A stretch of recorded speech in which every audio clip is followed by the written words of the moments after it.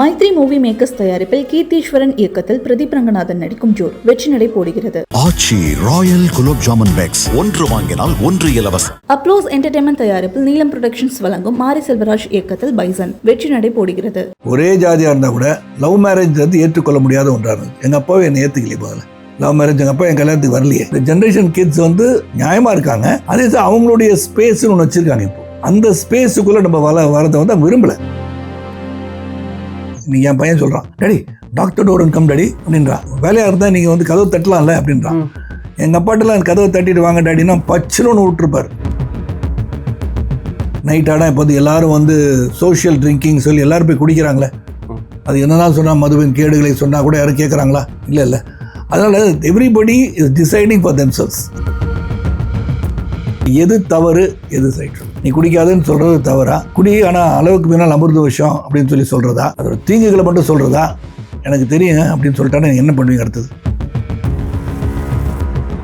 மன ரீதியா எப்படி சார் ஸ்ட்ராங்கா இருக்க முடியும்? புரியாத புதிர் என்னை பற்றி எனக்கே. அது சொன்னா எக்ஸாஜரேட் பண்றாரு, மிகைப்படுத்தி சொல்றாரு சரத்குமார் நினைக்கலாம். நான் பல தோல்விகளை சந்திச்சாலும் வருத்தப்பட்டு வீட்டில் கவுந்தடிச்சு படுத்ததே கிடையாது. வெற்றியை சம்சம் அழகியை கொண்டு வருது. எப்படி வருது? மேட்ச்ல ஜெயிச்சிட்டாங்கன்னா ஆனந்த கண்ணீர் மாதிரி. கண்ணீர் என்பது ஒரு இமோஷன் தானே. அது வரதான் செய்யும். அது என்னை பொறுத்த வரைக்கும் ஒரு இமோஷனை முழுமையாக கொடுக்கும். இந்த படத்தை மூணு தடவைக்கு மேலே பார்த்துட்டேன். அப்படி நிஜமா அழுகிறாரா, இது திருப்பி இங்கே நடிக்க ஆரம்பிச்சிட்டாரா என்று நினைக்க தோணுது. கண்டிப்பா அந்த சீன் எல்லாரும் அதனால எனக்கே அந்த அழுகை சீன். அதாவது ராகவா எல்லாரும் உன்னை கராத்தா மாஸ்டர்னு நினைச்சிட்டு இருக்கா, நீ பொரட்டா மாஸ்டர்னு எனக்கு தாண்டா தெரியும்ன்றதெல்லாம் எப்படி சார் அதை அடக்கிட்டு?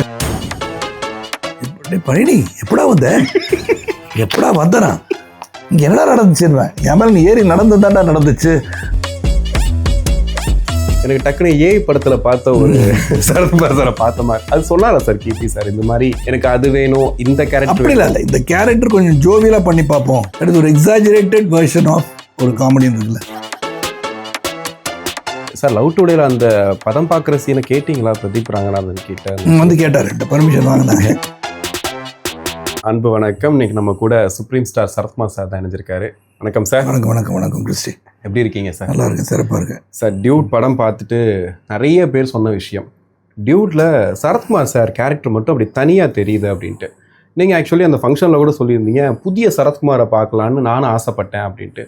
எனக்கு தெரிஞ்சு மக்கள் பார்த்துட்டாங்கன்னு நினைக்கிறேன். நீங்கள் எப்படி ஃபீல் பண்ணுறீங்க? புதிய சரத்குமார் அப்படிங்கிற பரிணாமத்துக்குள்ளே போயிட்டீங்களா? புதிய சரத்குமார் அப்படின்னு சொல்ல முடியாது. ஒரு ஆக்டராக பார்க்கும்போது பல டேலண்ட்ஸ் உள்ளே இருக்கும். எந்த ரோலும் செய்யக்கூடிய தன்மை வாய்ந்தவன் தான் அவன் நடிகனாக இருப்பான். ஆனால் அது அனைத்தையும் தந்து விட்டானா இல்லையான்னு பார்க்க தான் முக்கியம். அது ஒரு டைரக்டரோட பார்வையில் அவர் சிருஷ்டிச்ச அந்த கேரக்டர் அதிகமான அழகப்பன் இப்படி தான் இருந்தால் நல்லா இருக்கும்னு அவன் நினச்சார்ல, அதை என்னிடம் பெற வேண்டும் என்று நினச்சி அந்த கேரக்டர் இப்படி பண்ணுங்க சார் கொஞ்சம் நல்லாயிருக்கும் அப்படின்னு சொல்லி என்னை கன்வின்ஸ் பண்ணி அதை பண்ண வச்சார்ல, அது கீர்த்திக்கு தான் நம்ம பாராட்டு தெரிவிக்கிறோம். அதில் ஓகே, தட் மீன்ஸ் அது இன்பார்ன் உள்ளே அடங்கி இருக்கிற சில இப்போ காமெடி பார்த்துருக்காரு, இந்த காமெடி இதையும் கலந்தால் எப்படி இருக்கும்னு நினச்சிருப்பாரு. ஸோ ஸ்டடிட் மீ, இப்படி பண்ணால் நல்லா இருக்கும்னு சொன்னது அவர் தான். அதுக்கப்புறம் நான் பண்ணேன், அப்புறம் இம்ப்ரூவைசேஷன் பண்ணிக்கிட்டேன், அந்த கேரக்டர் உள்ள போயிட்டோம். அண்ட் ஒரு வித்தியாசமாக இருந்துச்சு. அது இவ்வளோ ஒரு பெரிய வரவேற்பு வரும் நான் எதிர்பார்க்கல. பட் அது சொன்ன விதம், நடித்த விதம், அந்த பால்வளத்துறை அமைச்சர் அவர் காமெடி பண்ணுறாரா இல்லாட்டி சீரியஸாக இருக்காரா, எப்போ பார்த்தாலும் ஒரு ஜாலி டைப் ஆஃப் அப்போ ஒரு எனர்ஜி பப்ளிங் பர்சன். அந்த பப்ளிங் பர்சன் சடனாக ஒரு டர்ன் அரவுண்ட் கொடுக்கும் போது வேறு மாதிரி தெரிஞ்சு அதுலேருந்து அப்பயும் அதே மெயின்டைன் பண்ணிகிட்டே பேசிகிட்டு இருக்கும்போது ஆடியன்ஸுக்கு என்ன பண்ண போகிறாருன்னு ஒரு இம்பார்ட்டண்ட்டாக பிவட்டல் ரோலாக மாட்டிக்கிச்சது. ஓகே. ஸோ அப்ரிசியேஷன் எல்லாம் எல்லா பக்கமும் வரவேற்பு. அந்த இன்ட்ரோலுக்கு முன்னாடி அந்த 20 நிமிஷம் அந்த அலப்பறை ஒரு பெரிய லெவலில் பேசப்படுது. கண்டிப்பாக அந்த இன்ட்ரோவில் கூட வரும்போது ஆவடையப்போ உங்களுக்கு இன்ட்ரோ கொடுத்துட்டு வருவார், அப்படி கீழே குடிஞ்சிட்டு ஒரு லுக் ஒன்று விடுவீங்க. எனக்கு டக்குனு ஏஐ படத்தில் பார்த்த ஒரு சரத்குமார் சாரை பார்த்த மாதிரி அது சொன்னாரா சார் கீர்த்தி சார், இந்த மாதிரி எனக்கு அது வேணும், இந்த கேரக்டர் அப்படி இல்லை, இந்த கேரக்டர் கொஞ்சம் ஜோவியலாக பண்ணி பார்ப்போம். அது ஒரு எக்ஸாஜரேட்டட் வெர்ஷன் ஆஃப் ஒரு காமெடின்னு இருக்குல்ல. இப்போ ஏன் உடல் மொழிக்கும் இந்த படத்தில் செஞ்சுருக்குன்னு பார்த்தா நார்மலாக அப்படி செய்வேன்னா செய்ய மாட்டேன். நாங்கள் சார் ஒரு ஜம்பிங் அப்படி போங்க சார், ஒரு பாலிட்டிஷியனாக இந்த மாதிரி இருப்பாங்களான்னா இல்லை. Is a different kind of a character. ஒரு சைக்கிளில் போய் பால் விற்று வாழ்க்கையை துவங்கினார். ஒரு எளிய முறையில் அச்சீவ் பண்ணி ஒரு பெரிய அமைச்சராக உட்காந்துருக்கவர். அந்த வித்தியாசமாக அவர் இப்படி தான் இருந்து வந்தார் அப்படின்றதுக்கு அந்த துள்ளல் தேவைப்பட்டது. அந்த துள்ளலை கண்டினியூஸாக டில் த எண்ட் ரொம்ப மெயின்டைன் பண்ணியிருப்போம். ஓகே, அதான் அந்த ஷர்ட்டு கழட்டிட்டு நிற்கிற சீன்லாம் பார்த்தோம். எப்படி சார் இதெல்லாம் ஒத்துக்கிட்டு இந்த மாதிரிலாம் பண்ணாரு அப்படின்னு சொல்லிட்டு. ஏன்னா ஒரு சீனியர் ஜூனியர் வச்சுக்கலாம் சார். எங்களுக்கு நாங்கள் சின்ன வயசுலேருந்து உங்களை பார்த்து ரசிச்சுட்டு இருக்கோம். பிரதீப் ரங்கநாதன் கூட அப்படிதான். உங்களுக்கு கிண்டல் பண்ணுறது வைக்கிறது அதெல்லாம் ஒத்துக்கிட்டு பண்ணுறதே கொஞ்சம் பெரிய விஷயமா இருக்குல்ல. ஒரு ஆக்டராக அதை எப்படி பார்க்குறீங்க நீங்கள்? நான் அந்த கேரக்டராக தான் பார்த்தேன். அது வந்து சீனியர் ஜூனியர் அதிகமாக தானே அந்த படத்துக்குள்ளே போயிட்டேன்னா anybody actor is willing to act. வித்தியாசமான கதாபாத்திரம் ஏற்று நடிக்கும் போது அந்த கதையின் நாயகனாக இருக்குமான்னு பார்த்தா அந்த கதையின் நாயகனாக இருக்கிறதுக்கு வாய்ப்பு இருக்கான்னு பார்த்தா இருந்துச்சு இல்லையா. ஸ்கோப் டு பெர்ஃபார்ம் அதான் முக்கியம் நடிகனுக்கு. அதே ஒரே பேட்டர்ன் இப்படி தான் நடிப்பேன், நான் இப்படி தான் ட்ரெஸ் பண்ணுவேன் அப்படின்னா அது போர் அடிச்சிடுவாங்க ஒரு காலகட்டம். அதுவும் இப்போ வந்து மக்கள் நிறைய கண்டென்ட் பார்க்கக்கூடிய வாய்ப்பு கிடச்சிருச்சு. முதல்ல என்னென்னா தி டெக்னாலஜிக்கல் டெவலப்மெண்ட்டோ, தொலைக்காட்சி இருந்துச்சு, அப்புறம் பார்த்தீங்கன்னா ஓடிடி வந்துடுச்சு. த்ரூ அவுட் த வேர்ல்டு இருக்கிற கண்டென்ட் இன்றைக்கி பார்க்கக்கூடிய வாய்ப்பு அனைவருக்கும் கிடச்சிருச்சு. ஃபியூ பீப்புள் தான் பார்க்குறாங்க, இதெல்லாம் பார்த்துருக்க மாட்டாங்கன்னு சொல்ல முடியாது. ஸோ அப்போ இது வந்து ஒரு மிகப்பெரிய ஒரு ஆடியன்ஸ் இருக்கிற டைமில் நம்ம எது புதுசாக நம்ம ஏதாச்சும் சொன்னால் தான் நம்மளை இது அந்த படம் பார்த்தா இப்படி தான் நடிப்பாரா அப்படின்ற மாதிரி வந்தால் பார்க்க மாட்டான். புதுசாக செய்கிறாரா ஏதோ ஒரு அப்படின்றத கொண்டு வரத்துக்கு கீர்த்தியுடைய நீங்கள் கொஞ்சம் காமெடியாக ஒரு துள்ளலாக ஒரு ஃபுல் எனர்ஜியில் பண்ணுங்கள் அப்படின்றது பெரிய ஒரு ப்ளஸ் ஆகிடுச்சு இந்த படத்தில். ஓகே, தொடர்ந்து சீரியஸாகவே பார்த்துட்டு இருந்தோம் சார். எல்லாத்துலேயும் ஒரு போலீஸ் கேரக்டர், கையில் சிகரெட் வச்சுக்கிட்டு ரொம்ப ரஃப் அண்ட் டஃப்பாக தக்லைஃப் கொடுக்குற ஒரு கேரக்டர், அதெல்லாம் பண்ணியாச்சு பார்த்தாச்சு. திடீர்னு இந்த சேஞ்ச் ஓவர் வந்து உங்களுக்குள்ளே எவ்வளோ ஹாப்பியாக இருக்குது? ஆக்சுவலி ரொம்ப சந்தோஷமாக இருந்துச்சு. ஏன்னா இதில் வந்து ஒரு முக்கியமான சமூகத்தில் இருக்கின்ற ஒரு அவலத்தை பற்றி அவர் சொல்லியிருக்கிறார். அதுக்கு யார் மூலமாக சொல்லலான்றது என்ன தேர்ந்தெடுக்கிறார்.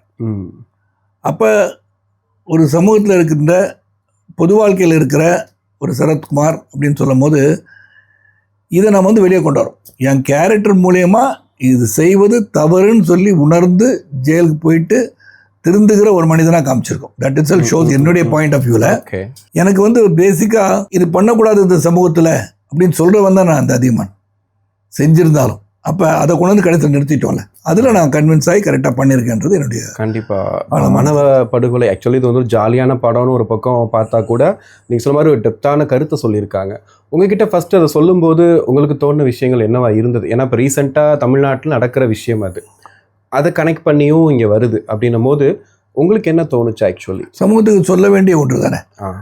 சமூகத்தின் பார்வையில் இப்போ எப்படி இருக்குது, இருவர் மனது ஒப்பப்பட அவங்க தான் வாழ்க்கையில் வாழ போகிறாங்கன்ற இதுக்கு வந்து எல்லோரும் வந்து வர ஆரம்பிச்சிட்டாங்கன்னு நான் நினைக்கிறேன். இல்லைன்னு நம்ம மறுத்துட்டு இருக்க முடியாது.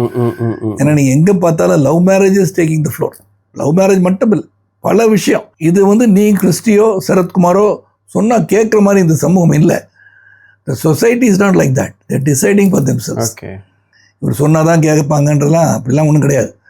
ஏன்னா இன்றைக்கி வந்து ஒரு பெரிய மாற்றம், சமூக மாற்றம், டெவலப்மெண்ட் ஆஃப் சொசைட்டி எப்போ வந்து ஐடி வந்துச்சோ, back office of western countries இங்கே வந்துச்சோ எல்லாமே மாறி போச்சு. உங்களுடைய உடை, பேச்சு, ஆட்டிடியூட் எல்லாம் மாறிடுச்சு.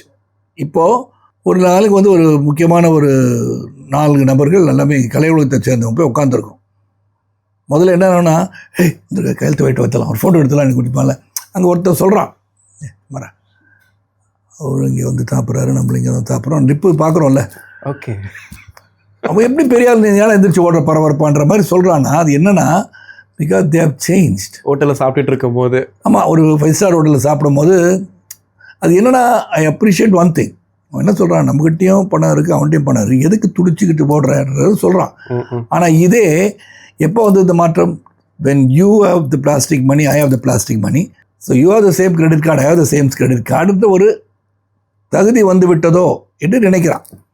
அதுக்காக எதுக்கு நம்ம போயிட்டு ஒருத்தன் ஆர்வம் இருந்தால் கூட பேப்பர் பார்த்து அப்படின்னு சொல்கிற அளவுக்கு வந்துருச்சுன்னா சரத்குமார் அது பாசிட்டிவாக நான் எடுத்துக்கிட்டேன். Okay, I said yes, that means lot of changes are happening. அது என்னன்னா, அவன் ஒரு தன் சொந்த காலில் நிற்கிறோம், எதுனா இதுக்கு போனோம் அப்படின்னு நினச்சது ஒரு பக்கம். ஆனால் இதுக்கு இன்னொரு காரணம் என்னென்னா, பீப்புள் ஹவ் டெவலப்ட். பல பேரை சந்திக்கின்ற வாய்ப்பும் இந்த சமூக மாற்றம் ஏற்பட்டுருச்சு. இன்றைக்கி நீங்கள் வந்து ஒரு சாதாரண மனிதன் ரோட்டில் நடந்து போகிறது, ஆணோ பெண்ணோ, ஒரு பணக்கார பொண்ணா பணக்கார வீட்டு பையனான்னு தெரியாது. எல்லாரும் ஒரே மாதிரி ட்ரெஸ் பண்ணுறாங்க. எவ்ரிபடி பார்த்தீங்கன்னா நல்ல ரெஸ்டாரண்ட்டில் போய் சாப்பிட்றாங்க. நீங்கள் யார் ஏழை பணக்காரன் எந்த ஜாதி மதன் அடையாளம் காண முடியாத ஒரு சூழல் வந்துருச்சு. அப்படி இருக்கும்போது இந்த மாதிரி படம் எடுக்கும்போது நம்ம யார் என்ன சொல்கிறது, கருத்து சொல்ல முடியாது. சில விஷயத்த மேலோட்டமாக என்டர்டெய்னிங்காக சொன்னது தான் கீர்த்தியோடைய ஐடியா. ஓகே, நீங்கள் சொன்னதுனால அதை கேட்குறேன். இன்னொரு கருத்தும் இருக்குது இந்த படத்து மேலே. இப்போ இருக்க காலகட்டத்தில் இப்படி ஒரு கதை அவசியமா அப்படின்னு சில பேர் வந்து இதுக்கு விமர்சனங்களும் வைக்கிறாங்க. ஏன்னா இப்படி இவங்க லவ் பண்ணுறாங்க, அப்புறம் கல்யாணம், குழந்தை, அதுக்கப்புறம் ஒரு காதல், இது எப்படி சரியாக இருக்கும்? ஆனால் கிளைமேக்ஸில் ஒரு கன்வின்சிங் இருக்குது, இருந்தாலும் அந்த நடுவில் இருக்க கதையை வச்சுக்கிட்டு இப்போ இருக்க குழந்தைங்கள் இல்லை அதான் சொல்கிறேன். இது வந்து பேசிக்காக இன்றைக்கி வந்து அதாவது கிறிஸ்டியோ சரத்குமாரோ இன்றைக்கி வந்து சமூக மாற்றத்தை கொண்டு வர முடியாது.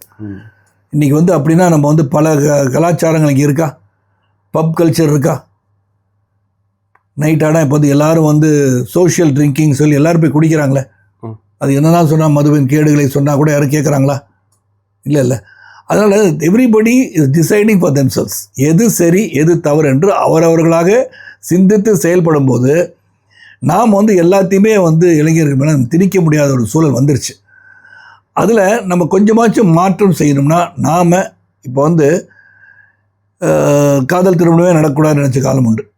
அது ஜாதியை பார்க்குறாங்க, ஜாதி பார்க்கலையோ, ஒரே ஜாதியாக இருந்தால் கூட லவ் மேரேஜ் வந்து ஏற்றுக்கொள்ள முடியாத ஒன்றாக இருந்துச்சு. எங்கள் அப்பாவே என்னை ஏற்றுக்கலையே. முதல்ல லவ் மேரேஜ் எங்கள் அப்பா என் கல்யாணத்துக்கு வரலையே. நான் முதல் முறை அந்த திருமணத்துக்கு போகும்போது நான் வருவோடைய மதுரை நான் கல்யாணம் பண்ணும்போது அவர் வரலையே, ஏற்றுக்கொள்ளலையே. It is not because of caste of community religion. எங்கள் அப்பா நோ பிலீஃப் இன் தட். அதில் எதுவுமே கிடையாது, அவருக்கு எதுவுமே கிடையாது. அவர் வந்து மனித ஜாதி தான் அவரே எழுதினார் இல்லையா என்னுடைய அப்ளிகேஷனில். அப்படி இருந்த ஒருத்தர் இன்னொருத்தரை லவ் பண்ணி நான் சொல்கிறத பொண்ணை தான் பார்த்து அவன் கல்யாணம் பண்ணியிருக்கணும்னு நினச்ச ஒரு உறுதியாக இருந்தார் அவர். அதனால் கல்யாணத்துக்கு வரல. அப்போ அது வந்து டிஃப்ரெண்ட் யுகம். அது அவங்க என்ன அப்பா அம்மா பார்த்து வைக்கிற பொண்ணை கல்யாணம் பண்ணிக்கணும் அப்படின்னு தான் நினச்சாரு. அவர் ஜாதியே எங்கள் அப்பா கிடையாது, எங்கள் அப்பாவுக்கு ஜாதியே கிடையாது. அவர் ஜாதியை பேச மாட்டார், பிடிக்காது அவருக்கு. எல்லாரும் ஒன்றுன்னு சொல்லி தான் என்னை வளர்த்தார் அவர். அப்படி இருக்கும்போது அதை என்ன சொல்வீங்க அப்போ எதுக்கு அவர் வரல? எங்கள் அம்மா வரல, எங்கள் அப்பா வரலையே கல்யாணத்துக்கு. அப்போ ஏன்னா எங்கள் அப்பா வந்து ரொம்ப கிளியராக லவ் மேரேஜுக்கு அகேன்ஸ்டாக இருந்தார். அப்போ லவ் மேரேஜுக்கு அகேன்ஸ்டாக இருந்தார். ஓகே, இன்றைக்கி லவ் மேரேஜ் பண்ணலாம், ஆனால் ஜாதி மாதிரி ஜாதி பண்ணக்கூடாதுன்னு சொல்கிறது உறுதியாக சில பேர் இருக்காங்க. அதை மாற்ற முடியுமான்ற ஒரு சிந்தனை தான் இந்த படம். ஓகே, அவ்வளோ சிம்பிள்.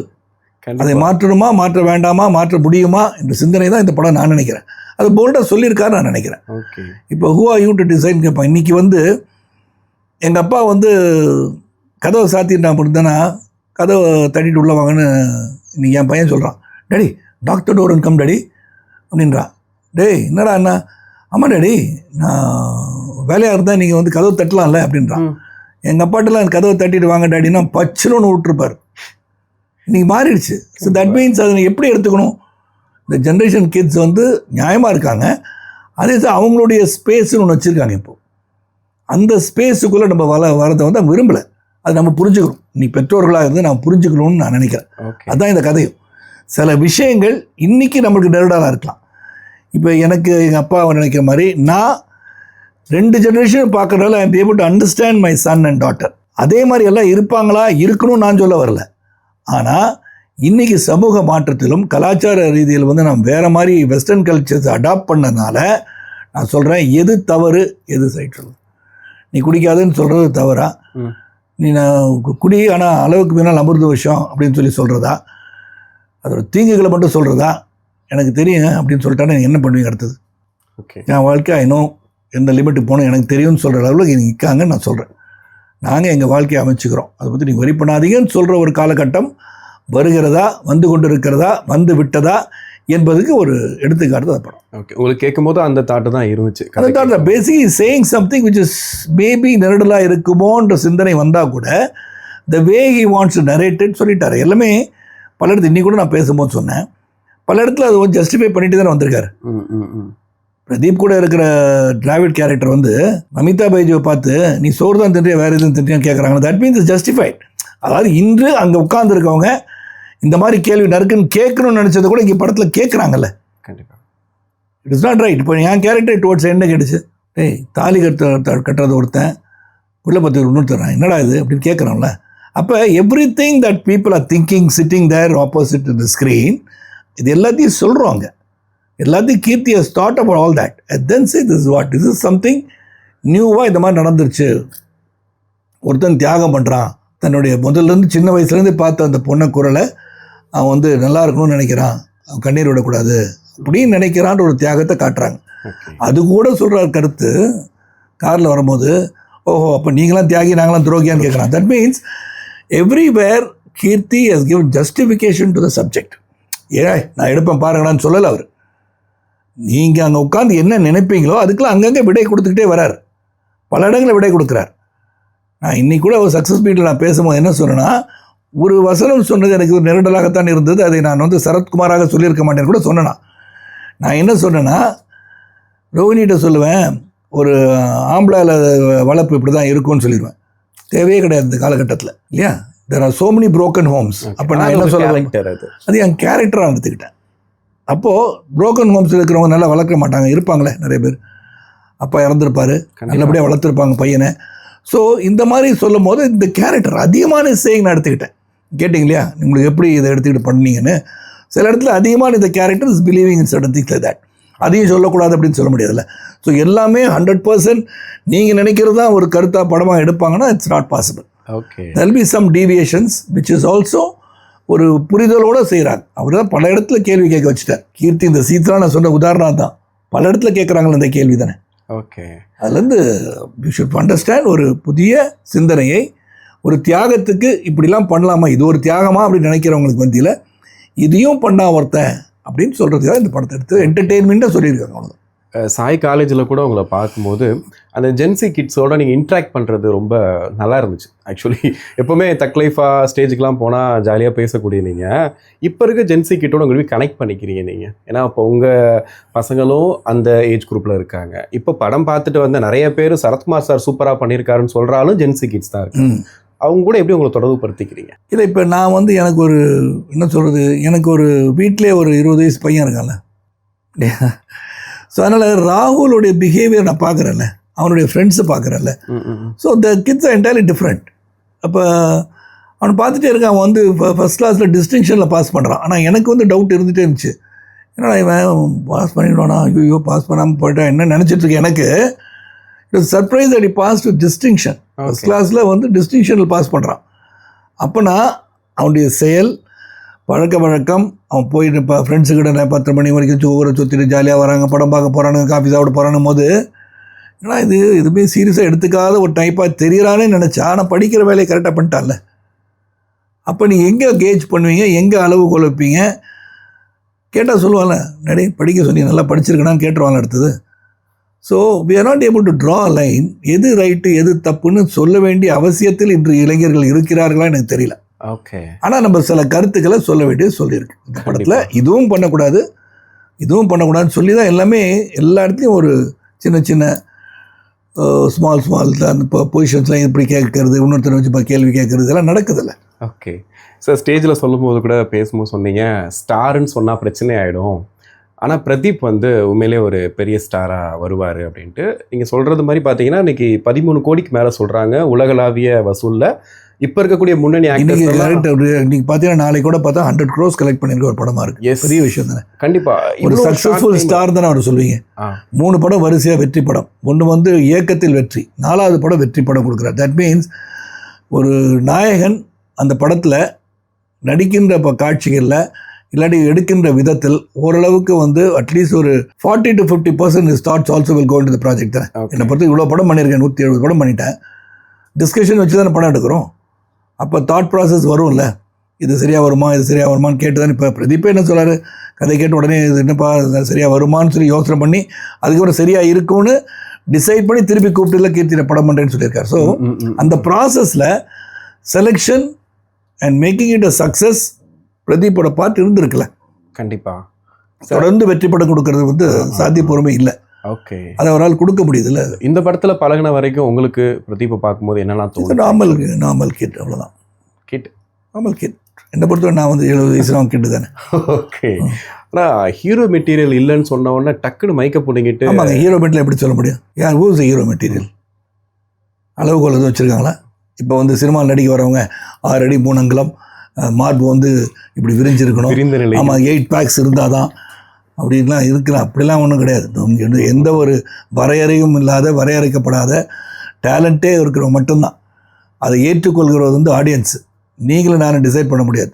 நீங்கள் வந்து இந்த மாதிரி தான் இருந்தால் தான் ஹீரோ அப்படின்லாம் சொல்லணும். என்ன ஹீரோ? எவ்ரிபடி இஸ் ஹீரோன்னு தான் அன்றைக்கி சொன்னேன். ஓகே. இங்கே உட்காந்துருக்க எல்லாருமே ஹீரோ தான்.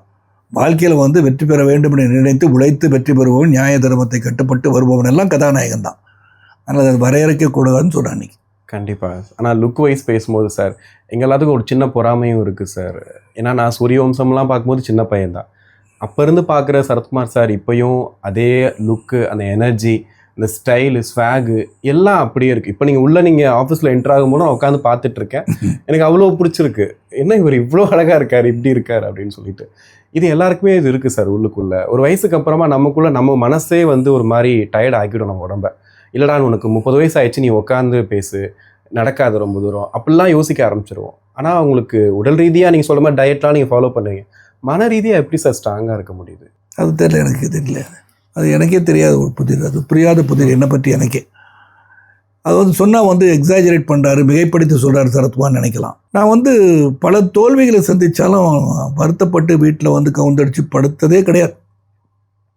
அது என்னுடைய ஆட்டிடியூட். அது அதை பற்றி ரொம்ப நினச்சிக்க மாட்டேன். நாளைக்கு வந்து தலை போகிற காரியம் இருக்கும், எல்லோரும் டென்ஷனாக இருப்பாங்க, ஆனால் நான் டென்ஷனாக இருக்க மாட்டேன். நாளைக்கு தானே, நாளைக்கு காலையில் 10 மணிக்கு தானே, 9 மணி வரைக்கும் அதுக்கு போராடும் சால்வ் பண்ணுறதுக்கு. So that is my attitude. So அதுக்காக நான் வந்து வேலை செய்யாமல் உட்காந்துட முடியுமா? ஏதாச்சும் ஒன்று பண்ணணும்ல. ஸோ என்னை பொறுத்த வரைக்கும் ஒன்று வந்து பேசிக் பிரின்சிபல்ஸ் இன் லைஃப். அது எங்கள் அப்பானால், அதான் சொல்லி கூட மேடையில் சொன்னேன், எங்கள் அப்பா தான் என் டூட் அப்படின்னு. ஏன்னா சிலது வந்து பெற்றோரிடம் நான் கற்றுக்கொள்கின்றோம். அது ஆழமாக பதிஞ்சிருச்சுன்னா ஒரு சர்டன் லிமிட்டுக்கு மேலே நீ எதுவுமே பண்ண மாட்டீங்க. அது எங்கள் அப்பா சொல்லிக் கொடுத்த பழமொழி தான் அப்போ சொன்னேன்.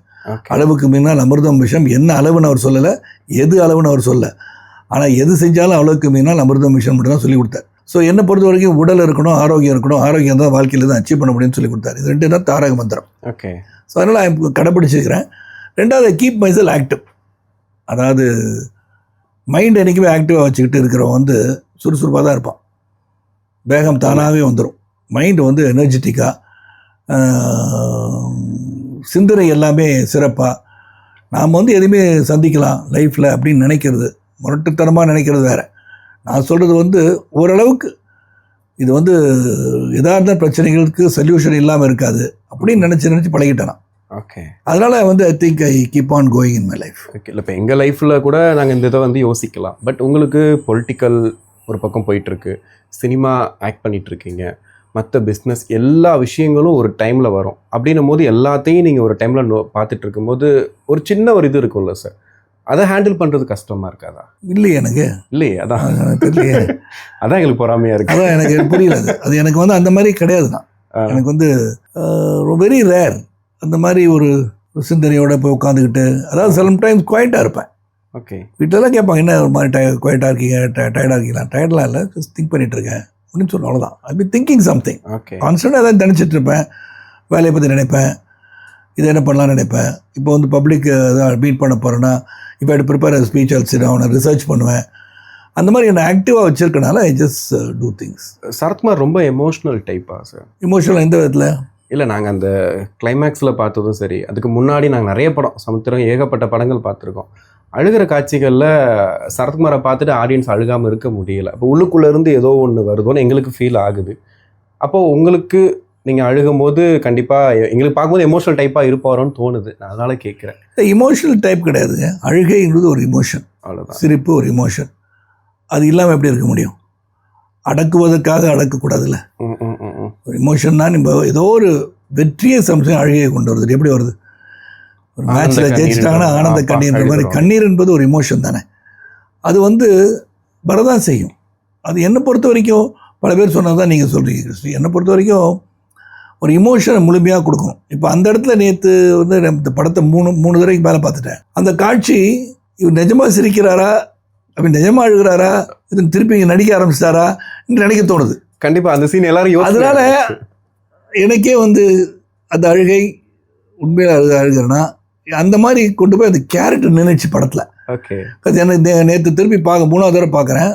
இன்னொரு பாதி படம் வந்து கமலாவில் பார்த்தேன். ஸோ 3.5 தடவை பார்த்துட்டு அந்த படத்தை, அந்த அழுகையை பார்க்கும்போது ஒரு ஆடியன்ஸாக திருப்பி எதுவும் நடிக்கிறாரோ வேறு எதுவும் பண்ணுவாரோ கண்டிப்பாக அப்படின்னு தோணுச்சு ஒழிய அந்த டோட்டல் இமோஷன் வந்து அழுகிறாரு, உண்மையிலே தேம்பி அழுகிறாரு, அவங்க ரொம்ப வருத்தப்படுறாருன்ற மாதிரி அது எனக்கு தெரியல அந்த இடத்துல. ஓகே, இது எங்கேயோ ஸ்கீம் பண்ணுறாரு திரும்பின்ற மாதிரி தான் நினைக்க தோணுச்சு அந்த இடத்துல எனக்கு. மற்றவங்களை அப்படி வந்துச்சான்னு தெரியல, பட் எனக்கு அந்த காட்சியில் அதான் தெரிஞ்சது.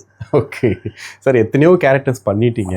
எங்களுக்கு நிறைய கேரக்டர்ஸ் பிடிக்கும். எனக்குலாம் சின்ராசுனா உசுறு அப்படின்ற மாதிரிலாம் நாங்கள் சொல்லிகிட்டே இருப்போம். ஆனால் சரத்குமார் சாருக்கு உள்ளுக்குள்ள ஒரு விஷயம் இருக்கும்ல, இந்த கேரக்டர் எனக்கு ரொம்ப பிடிச்ச கேரக்டர் அப்படிங்கிறது, இல்லை திரும்ப கூட அந்த கேரக்டர் திரும்ப நம்ம ஏதாவது பண்ணலான்னா கூட நான் பண்ணுவேன், திரும்ப போய் அதை அப்படின்னு நினைக்கிற கேரக்டர் ஏதாவது ஒரு கேரக்டர் சார்? நான் வந்து நடிக்கிற எல்லா படத்தையும் திருப்பி பண்ணணுன்னு ஆசைப்படுவேன்.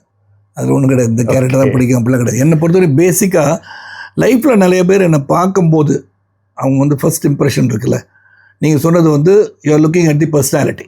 எஸ், இந்த பர்சனாலிட்டி வராரு, கம்பீரமாக வராரு, இறங்குறாரு. நீங்கள் வந்து மேபி அந்த ஏஜ் கொஞ்சம் வந்துட்டு போகலாம், இவர் எப்படி ஒரு டைனமிக்காக வராரு இறங்குறாரு தெரியாது சார், சத்தியமாக சொல்கிறேன். அந்த மாதிரி வராரு போகிறாரு, ஆக்டிவாக இருக்காரு அப்படின்றது ஒரு புறம் இருக்கலாம். ஆனால் இந்த உள்ளே இருக்கிற சரத்குமார் வந்து எல்லாருக்கும் தெரியாதுல்ல.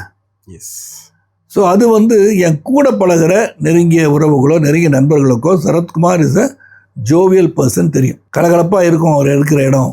நான் இந்த இடத்த விட்டு போனேன்னா செட்டிலே பல தடவை சொல்லியிருப்பாங்க, சார் நீங்கள் எல்லாம் போரடி சார், வாங்க சார் அப்படின்னு சொல்கிற அளவுக்கு இருக்கும். ஏன்னா I keep the set very லைட்டராக வச்சுருப்பேன். நம்ம வந்து ஜாலியாக இருந்து பழகிட்டேன்.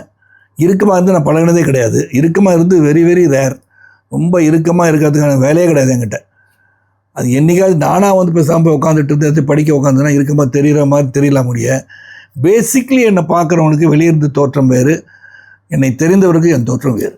ஓகே, ஸோ அதனால் பேசிக்காக நான் இருக்கிறது அந்த படத்தில் இருக்கிற மாதிரி தான், ஜாலியாக இருக்கிற டைப் தான் நான். இவ்வளோ ஜாலியாக இருக்க டைப் சார் நீங்கள். நாங்கள் படங்கள் பார்க்கும்போது இப்போ கவுண்டமணி சார், வடிவேல் சார் கூட நடிக்கும் போதெல்லாம் அவங்க கூட நடிக்கிற எல்லாருமே சொல்கிறது சிரிக்காமல் இருக்கிறது ரொம்ப கஷ்டம் அப்படின்ட்டு. உங்களுக்குலாம் பயங்கர டீப் சீன். அதாவது ராகவா எல்லாரும் உன்னை கராத்தா மாஸ்டர்னு நினச்சிட்டு இருக்கா, நீ பொரட்டா மாஸ்டர்னு எனக்கு தாண்டா தெரியுன்றதெல்லாம் எப்படி சார் அதை அடக்கிக்கிட்டு பண்ணுறது? அது அவ்வளோ காம்பினேஷன். ஏயிலலாம் அதோட காமெடி இருக்குது. ஏயிலே வந்து நான் பல முறை பார்க்கும்போதும் அந்த சீனில் நடிக்கும்போது சிரிப்புறாமல் எப்படி நடித்தோன்றே எனக்கு தெரில. ஏன்னா அந்த ஏயில் வந்து டேய் பழனி எப்படா வந்தனா இங்கே என்னடா நடந்துச்சுன்னுவேன். என் மேலே நீ ஏறி நடந்து தாண்டா நடந்துச்சு அப்படின்வார். அந்த மாதிரிலாம் நான் வந்து எங்கேயோ ஒரு அண்ணாயன் குறைக்கிறது பாஞ்சு போனோன்னே அடக்குன்னு அது ஏதோ 4வது தெருவில் யாரோ ஒரு தங்கச்சி யாரோ அண்ணனை கூப்பிடுது. அந்த மாதிரிலாம் சொல்லும்போது சிரிப்பு வரதான் செய்யும். அந்த மாதிரி இதே கண்டேன்னு சொல்லி பாட்டு பாடிட்டு உட்காந்துருப்பேன். டேய் ஒருத்தர் அவங்க பணைய வச்சு வந்து தெரியுமாடா, அதை பற்றி மறந்துட்டியாடான்னு நீ பார்ப்பேன், யோசிச்சு பார்க்குறியா, இப்போ யோசிக்கிறியான்னு. அந்த மாதிரிலாம் உண்மையிலே அது நேச்சுரலாக 2 பேருக்கு வந்த காமெடி நாங்கள் பண்ணிகிட்டு இருந்தோம். ஸோ இப்போ பார்க்கும்போது நைட்டெல்லாம் அதை பார்த்தோன்னா சிரிச்சிட்டே இருக்கேன். ஆனால் அங்கே காட்சியில் சிரிப்பு வந்து வந்துச்சுன்னா அது என்னன்னு தெரியல. அது நடிக்கும் போது அப்படியே தாத்தமாக 2 பேரும் பண்ணியிருக்கோம். நிறைய கூட ஓரளவுக்கு நீங்கள் ஜாலி கேரக்டர் தான். சூரியன்லாம் வந்துட்டு அந்த மொட்டை ஒரு மாதிரி ரொம்ப அப்படியே இறுக்கமாக இருக்க கேரக்டர். அங்கே ஒரு பக்கம் ஸ்கோர் பண்ணிட்டு இருப்பார் கவுண்டமணி சார், குஞ்சானி. ஆமாம், அதெல்லாம் எவ்வளோ சார் கஷ்டமாக இருந்திருக்கும். அது மட்டும் இல்லையா, அவர் வந்து மொட்டை அப்படின்னு சொல்லி இன்ட்ரடியூஸ் பண்ண இடத்துல தூரத்து வரவு எவ்வளோ தூரம்னு கேட்டிருப்பார்ல ஆட்சிக்கிட்ட. அந்த மாதிரி எல்லாமே ஒரு ஹாஸ்யங்கள் கலந்து கவுண்டமணிகிட்ட நடிக்கிறதுன்றது பெரிய ஜாம்பவான ஒரு காமெடியில். அது மாதிரி நிறைய சீன் பண்ணியிருப்போம். அந்த மொட்டை பார்த்து அங்கே இது கடிச்சு வச்சிட போகுது இதெல்லாம் சொல்லுவார் அவர். அதெல்லாம் எடுத்துக்கிட்டு யானை மிச்சிட போதுரா நான் சொல்லிட்டு அனுப்பார். ஸோ அவர் ஒரு டைப்பில் பண்ணும்போது அந்த காமெடி வந்து ரசிப்புத்தன்மையாக இருந்தால் கூட அந்த இடத்துல அது வந்து காமெடி வந்து சிரித்து காட்சியை நான் இன்றைக்குமே கெடுத்தது கிடையாது. அது ஏன்னா அது நேச்சுரலாக போயிட்டுருக்கோம். ஆனால் 2-3 தடவை நடிச்சிட்டோம்னா அப்புறம் சிரிப்பு வந்துடும். அது 3 டேக்கு 4 டேக் போயிடுச்சுன்னா ஏன்னா மற்றவங்க சிரிச்சிடுறாங்கல்ல, அப்போ இந்த சிரிப்புன்றது ஆட்டோமேட்டிக்காக வர ஆரம்பிச்சிச்சுன்னா அப்போ நடிக்க முடியாது. ஆமாம், அந்த சீனையும் எடுக்க முடியாது. அப்புறம் சார் இப்போ தமிழ் சினிமாவில் நீங்கள் பண்ண கேரக்டர்ஸில் அப்பாவாக பண்ணியாச்சு, பையனாக பண்ணியாச்சு, ஹீரோயின் அப்பா அந்த கேரக்டரும் பண்ணியாச்சு. ரொம்ப சீக்கிரமாகவே நிறைய கேரக்டர்ஸ்லாம் பண்ணி முடிச்சிட்டிங்க. உங்களுக்கு ஒரு டெஸ்டினின்னு ஒன்று இருக்கலாம், இல்லை எனக்கு இந்த கேரக்டர் அப்படின்னு இருக்கலாம். இப்போ நிறைய பேர் இந்த செகண்ட் இன்னிங்ஸ் அப்படிலாம் பேசிகிட்டு இருக்காங்க. ஆனால் உங்களை பொறுத்த வரைக்கும் ஒரே வந்து இன்னிங்ஸே இல்லை. அதான் கேட்குறேன், உங்களுக்கு ஒரு டெஸ்டினா என்ன சார் சொல்லுவீங்க? டெஸ்டினி இப்போ நான் வந்து ஒரு சபாத்துன்னு சொல்கிறோம்ல, ஒரு லே ஆஃப்னு சொல்லுவோம்ல. 5 வருஷம் வந்து தீவிரமாக அரசியல் பக்கம் பண்ணல, எந்த படமும் நான் ஏற்றுக்கல, பண்ணவும் இல்லை. அப்போது மறுபடியும் வந்து நம்ம வந்து டு எஸ்டாப்ளிஷ் ஆர் செல்ஸ்ன்னு தான் போர்த்தொழிலேருந்து ஆரம்பிச்சேன். போர்த்தொழில் அப்புறம் வந்து அதுக்கு முன்னாடி வானம் கொட்டிடம் பண்ணேன். இப்போ அதை பார்த்தோன்னே PS1 PS2 பண்ணேன். அப்புறம் போர்த்தொழில் இதில் வந்து என்ன நான் வந்து எப்படி பண்ணிக்கிட்டேன்னா கூட இன்னொரு கதாநாயகனை வச்சுக்கிட்டேன். அது ட்ராவலிங் வித் அதர் ஹீரோ, அப்படி டபுள் ஹீரோ மாதிரியே கொண்டு போய் படத்தை கொண்டு போனால் தென் மார்க்கெட் அசஸ் பண்ணுவோம் தான் பண்ணிட்டு இருந்தேன். ஸோ அப்படி தான் நிறைய படம் பண்ணியிருக்கேன். இப்போ டியூடுமே அப்படி தான் சார். நாங்கள் டியூடு வந்து பேசிக்காக பார்த்தீங்கன்னா பிவட்டல் ரோலில் அந்த கதையின் நாயகன் சொல்கிறல்ல, அந்த கதையில் வந்து பேசிக்காக இந்த கேரக்டர் வந்து சரத்குமார் தான் இருக்கணுமா அப்படின்ற போது ஆமாம் அவர் இல்லாட்டி இந்த படம் இல்லைன்னு சொல்கிற மாதிரி இருக்கணும். இல்லாட்டி எதுக்கு அந்த கேரக்டர் பண்ணுறோம் சார்? நீங்கள் வரீங்க சார் டெய்லி எப்படி பார்த்தீங்கன்னா 30 நாள் பிஸியாக இருக்கணும்னா என்னப்பா அந்த ஃபாதர் கேரக்டர் இருக்கா அப்படி டெய்லி நடிக்கலாமே. ஆமாம் சார் அந்த படத்தில் ஒரு 10 நாள் ஒர்க் இருக்குது சார், நீங்கள் இந்த ஹீரோயினுக்கு அப்பா, இங்கே வந்து ஹீரோக்கு அப்பா, இல்லாட்டி வில்லனுக்கு அப்பான்னு நடிச்சிட்டே இருக்கலாமே. That is no change. இந்த every movie is got a different kind of persona. அதில் வந்து அந்த கதையில் இது வந்து சரத்குமார் தான் பண்ணணுமான்னு இருந்தால் தான் நான் படம் பண்ணியிருக்கேன். இப்போ ஐ maintain my image as a hero. That is what is more important then being the கதையில் வந்து ஹீரோன்னு நீங்கள் சொல்கிற ஹீரோ யார்? லவ் சீனில் நடிக்கிறது, பாடல் காட்சியில் ஆடுறது, அது மட்டும் ஹீரோ இல்லைல்ல. கதையின் நாயகன், கதையில் நாயகனாக இருக்குமா அந்த கதை? சார் நீங்கள் உங்கள் கேரக்டர் பிரமாதமாக இன்றைக்கி சொல்கிறோம், ரொம்பவே சந்தோஷமாக இருக்குல்ல. நல்லா இருக்கு சார், சூப்பராக இருக்குது. ஸோ அதனால் இன்றைக்கி கூட பிரதீப் பேசுவோம் சொன்ன சுப்ரீம் ஸ்டார் ரிட்டர்ன்ஸ் அப்படின்ட்டு சொல்கிறார் அவர். ஸோ அந்த மாதிரி தட் மீன்ஸ் ஆடியன்ஸ் வந்து இப்போ காஞ்சனா நடித்தேன், காஞ்சனா அங்கிள்னு கூப்பிட்டான் அந்த கிட்ஸ். அப்போ ரெலவெண்ட்டாக இருக்கின்ற ஒரு நாயகனாக இருக்கேன் இன்றைக்கும். கண்டிப்பாக. இப்போ சில பேர் இந்த மாதிரி நாங்கள் படம் தான் பண்ணுவோம், அதுக்கு வேறு எந்த படமும் பண்ண மாட்டோன்றவங்க வந்து ஜென்சி கிட்ட போய் ரீச் ஆகலாம்னு தெரில. ஆனால் நான் ஜென்சி கிட்ட கூட தான் சுற்றிட்டு இருக்கேன் நீங்கள் சொன்ன மாதிரி. ஆமாம், எவ்ரிபடி இப்போ பிரதீப் கூட நடிச்சிருக்கேன், இவர் லாரன்ஸ் கூட நடிச்சிருக்கேன், விஜய் கூட நடித்தேன் வாரிசு. So they are able to see me. என் படங்களை பார்க்காதவர்களும் இவர் நல்லா இருக்காரு, இவர் படத்தை பார்க்கணும்னு சொல்லி பழைய படத்தை பார்க்குறதுக்கான வாய்ப்பு உருவாக்கிட்டோம்ல. கண்டிப்பாக. ஸோ அந்த மாதிரி ஏற்பட்டுச்சு. இப்போ அடுத்தது வந்து சண்முக பாண்டியனோட கொம்பு சிவி ட்ரெய்லர் பார்த்தீங்கன்னு தெரில. கொம்பு சிவி வந்து டோட்டல் காமெடி, ஒன்றும் பொன்றாமல் சொல்லவே வேண்டாம்.